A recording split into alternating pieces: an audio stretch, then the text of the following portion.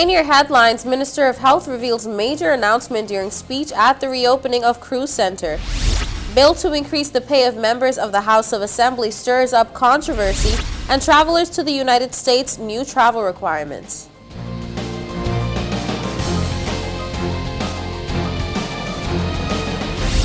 From the PTV Broadcasting Headquarters in Providenciales, your number one source for news, I'm Erica Pinales, delivering the latest from across the country this Wednesday, December 15th, 2021, right to your door. Newswatch starts now. In this story, a bill to increase the pay of some members in the House of Assembly has stirred up some controversy, but according to the Attorney General, the bill is being taken out of context. Take a look.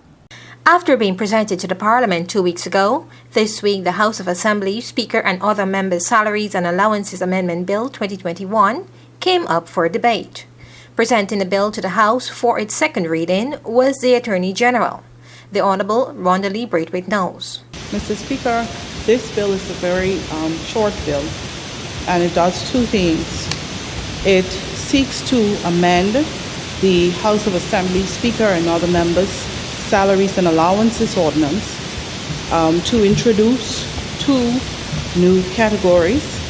The first is to amend Section 5B of the ordinance to insert subsection 1A, which would provide for housing allowance to be paid to ministers who ordinarily reside in Providenciales for official duties, but whose home base is not Providenciales.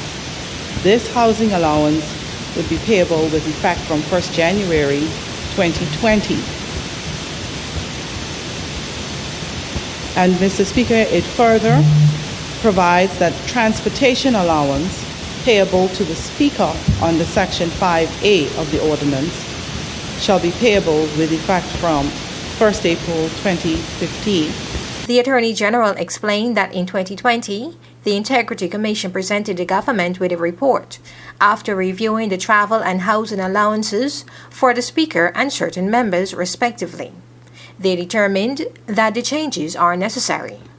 That report was recently revised and updated, then sent on to Cabinet for approval, and then to the Parliament.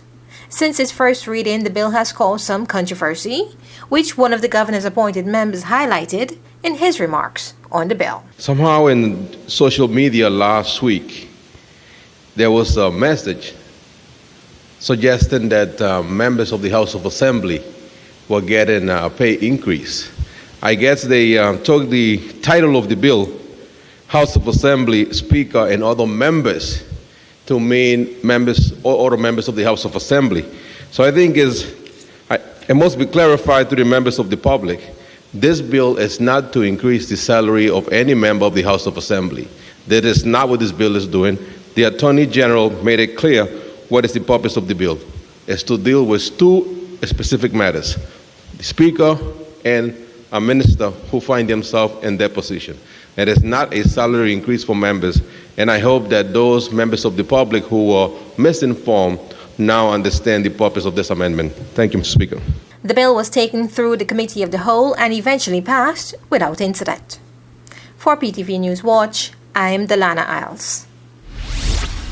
The National Health Insurance Board announces settlement offer to complainant Griselda Pratt prior to proceeding through the court.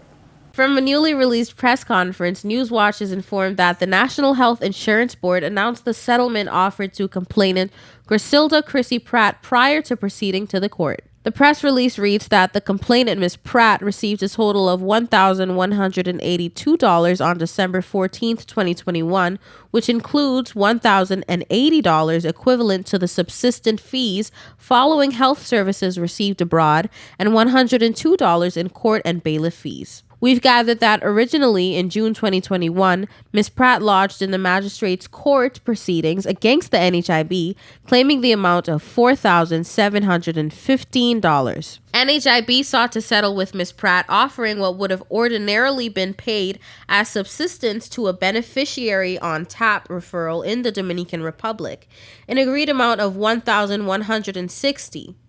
Ms. Pratt later refused the agreed payment due to her grievances with the clauses of settlement agreement. Sources tell us that the NIB understands that Ms. Pratt is satisfied with the outcome of the court proceedings, as captured in her recent public statement. As it relates to Ms. Pratt's public claims of mishandling and negligence, they've said to strongly refute such claims. The press release also stated that the NHIB also wants to use this opportunity to address the concerns of the treatment abroad program's subsistence amount and process. Beneficiaries referred for treatment abroad receive $75 a day, except for beneficiaries traveling to Jamaica for treatment who receive $100 a day.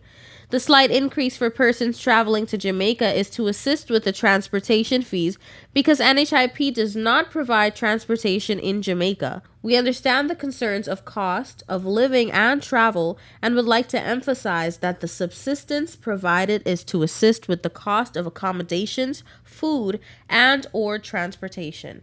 Sources tell Newswatch that it is left up to the beneficiary or representative of the beneficiary to decide how that the money is spent. The National Health Insurance Board's primary responsibility is to cover all medical bills and air transportation in full, hence the beneficiary never receives a bill from the hospital, doctor, or the airline. They edified that they recognize that this subject requires ongoing dialogue with the public and have committed to using the earlier part of 2022 to do more public education on the treatment abroad program process and how it works. Don't touch that remote. We'll be right back with more Newswatch.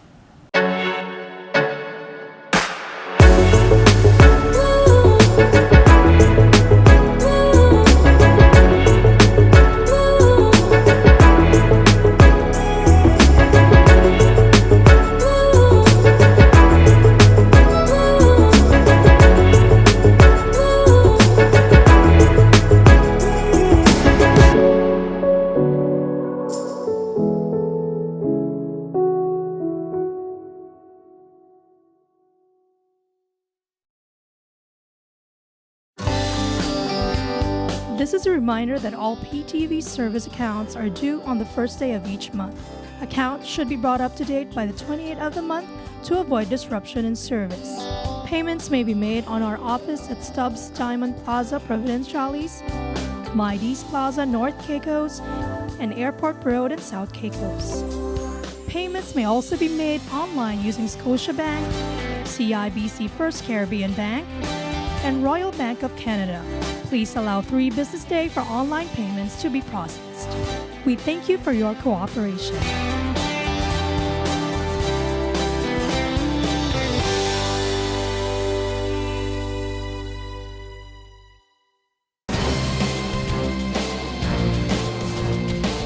Welcome back to Newswatch. Minister of Health Honorable Jamel Robinson revealed a major announcement during his speech at the reopening ceremony of the Grand Turks Cruise Center on Monday, and Newswatch shares the great news with you in this next story.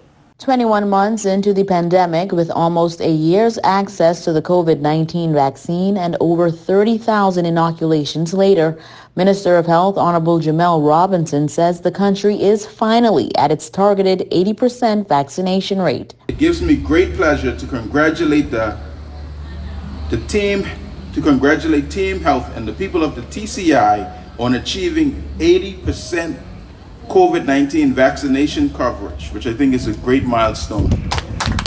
Honorable Robinson made the announcement during his speech at the reopening ceremony of the Grand Turks Cruise Center on Monday, calling it a big accomplishment for the country, which also dismissed its curfew measures on December 1st. One of the best methods of protection you can give yourself against the virus, and so far, even the variants in circulation on the global platform.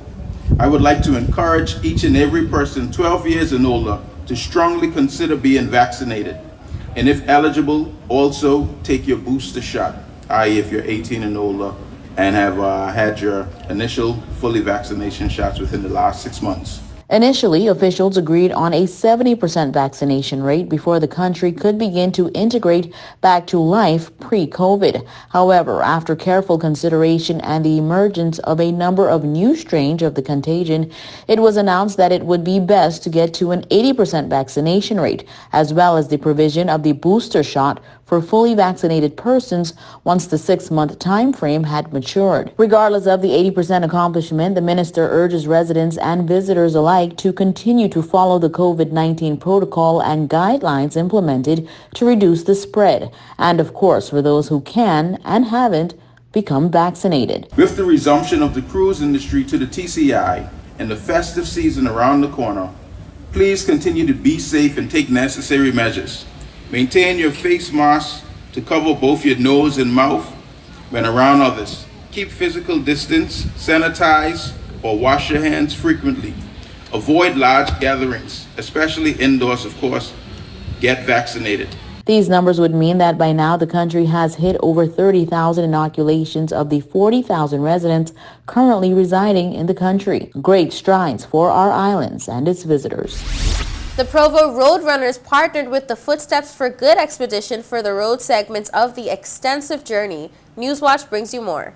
Karen DeVoe, president of the Roadrunners, and Joan Hagan, vice president of the club, communicated to Newswatch that the extensive 200-mile land and sea excursion was put in place to benefit several charities found here in the Turks and Caicos. And because it doesn't just specifically benefit one charity, it benefits several charities here on the island. And it's all the nonprofit organizations, from everything from dialysis to cancer to mental health to everything. So we really wanted, it touched everybody. There was some charity that really touched everybody in our organization, and with our team, they were just so excited to be a part. They also explained that independently, they've hosted walks to highlight the foundation they wanted to target. Yes, the cancer walk that we had in October 16 to be exact. What we did, the group of us, Provo Roadrunners, the executive board, we decided that we wanted to do something a little bit different during the month of October, which would encompass every type of cancer, rather than just focusing, say, on breast cancer. You know, we wanted to look at all of the various types of cancers. So what we did, we walked using or wearing the different colors, the various colors that represented the different types of cancer. And if you were to pass along the road while we were walking, we would have looked like a nice, lovely rainbow because there were so many different colors. Everyone just walked in a color that represented the type of cancer that maybe touched them in some way, because all of us, most of us, somehow have been touched by cancer. Someone we know, a family member, or some of us ourselves are even battling cancer. Hagan further revealed their experience with being involved in the Footsteps for Good excursion, covering the land segments of said mileage. Saturday was the kickoff, and we left from the Children's Park and we went down to Emerald Point in Leeward, which was literally, it was 6.1 miles, and so you could run, walk, cycle, do whatever. And then on Sunday, some of us went over to North Caicos. We were on a ferry, which was wonderfully donated by Parrot Key. And we went over, I think there was probably from Provo about 20 to 25 people from here, just from Provo. And we went over at about 5:30 in the morning.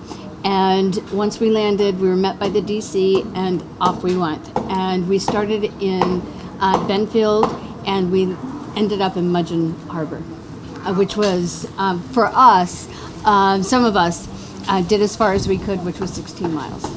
But Mrs. Dakin and John Gallimore and Mrs. Dakin's son, Fraser, did the entire thing, which was 23 miles. Wow. And yes, there were many blisters, many sore legs, everything. Yeah. Karen expressed that for the future, the Provo Roadrunners also hope to expand and do greater things within the club for the benefit of more charities and foundations here in the Turks and Caicos. Definitely. I think that would be a part of our growth and development Right now, we basically do a lot of walking on the island of Provo. Recently, we've had collaborations with folks in North Caicos. We have a team over there that walks with us occasionally, and we've also collaborated they walk with remotely. Like they do we'll do the same Walk. events, like the walks runs here, and they'll do the same thing over there at the same time. Right, and we had it done in Grand Turk as well, Right. especially during the Father's Day walk. So yes, going forward, I think that would be something very exciting to get into. Walking on the various islands and taking a team from here to the various islands and meeting up with others on those islands and walking and just getting everyone involved in moving. They reveal that the Provo Roadrunners Club is always welcoming new members to join their team of accountability, and they also gave Newswatch an insight on the status of the Footsteps for Good excursion. Well, for Provo Roadrunners in particular, we would love to see the Roadrunners grow, the club grow, and that can only grow by persons coming on board and joining the club. We walk basically every day, most of us 6 days a week. We take a rest day, of course, and most of us rest on Sundays. However, mostly on Saturdays now, especially since the pandemic, that is when we come together as a group and we walk from one location to the other, and we would normally post our routes. So what I would say to the public is keep an eye open, keep an ear open so that you can know when our next route is posted so that you can take part in it and just come along for the fun. And don't be intimidated thinking that, oh, they're runners or they walk 10 miles a day. What we do is we wait with you. We don't leave anyone behind. So you would always have that support walking along with you. If you're a new person, new to walking, we will walk with you until you say that you can't go any further. Exactly. And then as far as the Footsteps for Good, they just made the trek from Grand Turk to Salt Key. They're having a rest afternoon, and then they'll continue on their journey. They will be back here in Provo. They're leaving on the 16th from West Caicos by paddle or boat back to Sapodilla Bay, and then they'll continue their journey walking from Sapodilla Bay back to the kids' park. So anybody who could come and join part of the walk or just be at the end would To be cheer greatly. them on. Yeah, to cheer. They deserve this. We'll be right back when we return your weather forecast. Sister Craft Market Souvenir Shop. Come and visit us for your travel keepsakes, keychains, artwork, t-shirts, clothing, jewelry, and many more. We're located at the Lower Bight gas station in Providenciales, and you can contact us at 649-341-3070. That's 649-341-3070. Sister Craft Market and Souvenir Shop.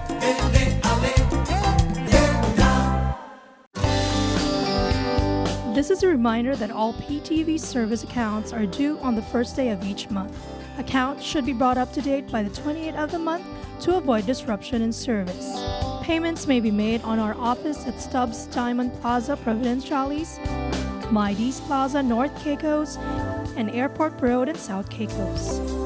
Payments may also be made online using Scotiabank, CIBC First Caribbean Bank, and Royal Bank of Canada. Please allow 3 business days for online payments to be processed. We thank you for your cooperation.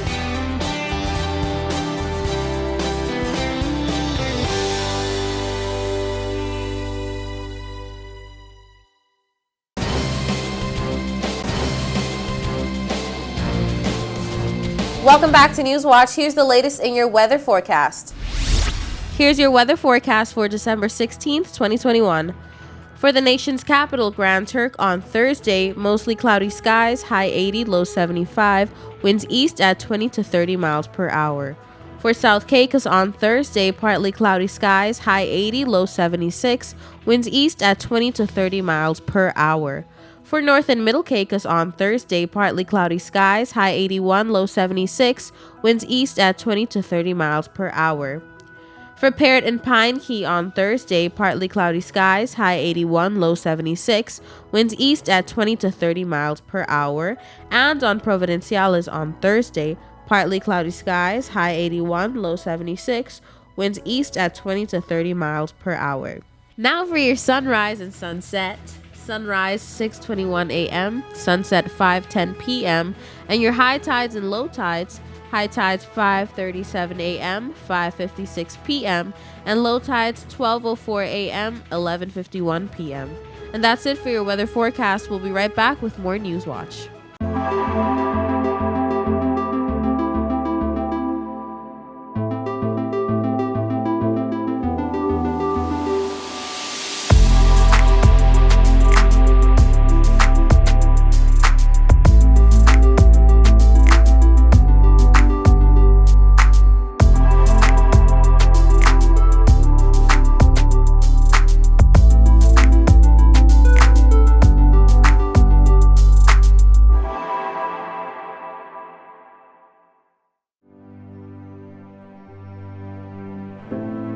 Here at People's Television, we're more than just your leading news and entertainment services.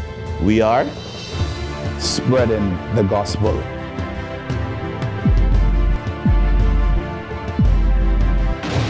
We are breaking barriers. We are preserving the culture. Each one, teach one. We are committed to excellence. We're creating change. We are creating memories. We are the future. I am PTV. I am PTV. I am PTV. I am PTV. We are PTV. We are continuing the legacy.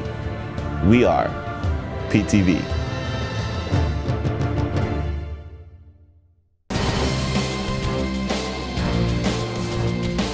Travelers to the United States are now required to undergo COVID-19 testing 1 day ahead of travel.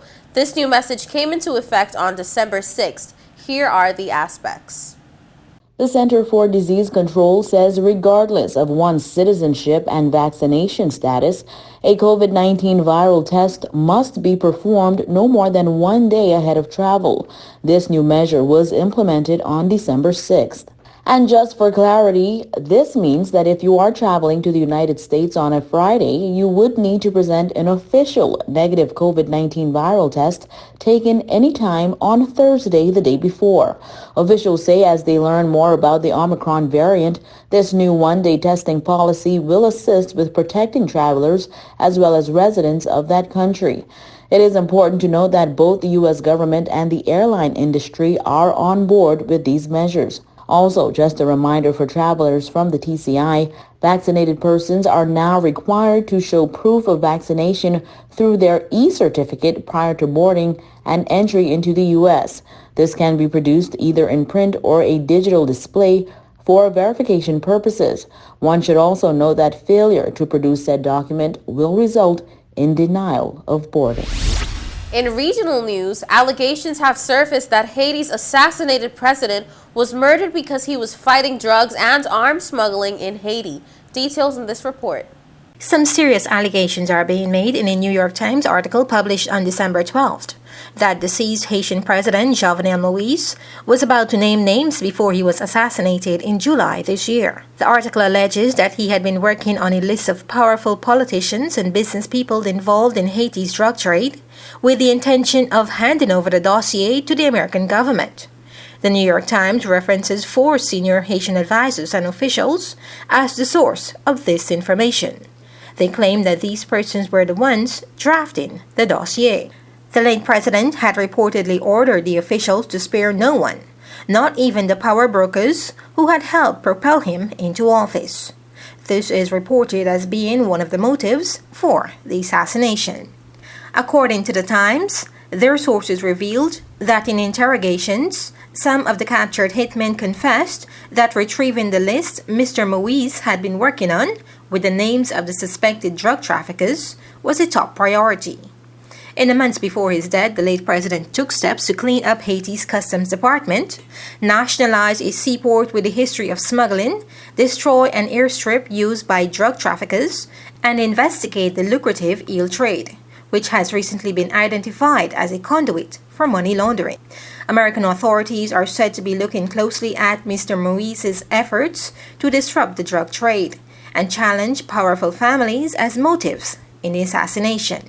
However, these investigations have stalled as political, social, and economic turmoil rages in the country. General elections in Haiti are set for 2022. For PTV News Watch, I'm Delana Iles. That brings us to the end of this edition of The Real News. I hate to leave you so soon, but of course you can join us right back here every weekday at 6:30 p.m. and tap into our social media platforms at www.ptv8tci.com. I'm Erica Penales, keeping you informed, updated, and affiliated. Until next time.